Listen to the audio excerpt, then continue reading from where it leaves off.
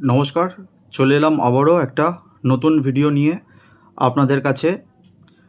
সবাই কেমন আছেন? নিশ্চয়ই ভালো আছেন, আর সকলকে ভালো থাকতে হবে। আজকে যে ব্যাপারটা বলতে এলাম, সারা ভারতবর্ষ তথা আমাদের রাজ্য, যেখানে আমরা মুসলিমদেরকে অনেকে জিহাদি, দেশদ্রোহী, দাঙ্গাবাজ, শুক্রবাড়ি, বৃহস্পতিবাড়ি, হ্যাঁ, টুপিওয়ালা, দাড়িওয়ালা, বিভিন্ন মানে যে যেমনভাবে মুসলিমদের ওপরে যে ঘৃণা বা মুসলিমদের ওপরে ক্রোধ বা রাগ, যে যে অনেক অনেক পার্সেন্ট মানুষ যেটা করছে।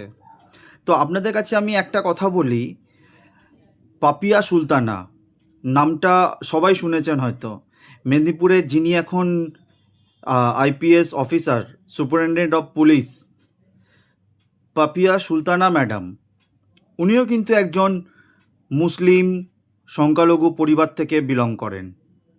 তো তিনি তো তার সব কিছুটাকেই উৎসর্গ করেছেন দেশের জন্য। তিনি একজন শিক্ষিত মহিলা এবং লড়াকু মহিলা এবং আইপিএস অফিসার হয়েছেন।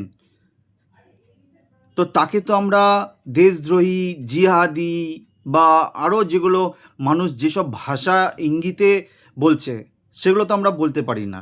এই কিছুদিন আগে যখন আমাদের দেশে যুদ্ধ লাগলো, আর্মি অফিসার কর্নেল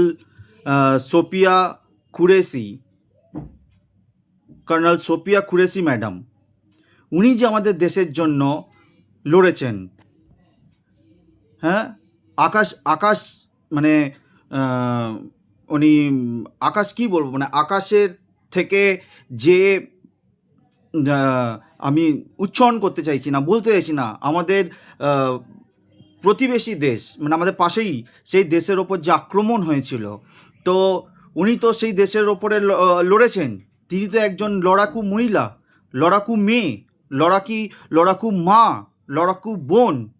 সে তো দেশদ্রোহী নয়।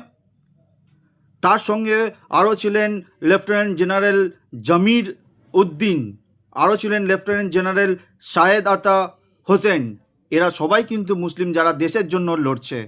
তো মুসলিম করবেন না, মুসলিমরা সবসময় ভারতের সঙ্গে আছে। জয় হিন্দ, বন্দে মাতরম।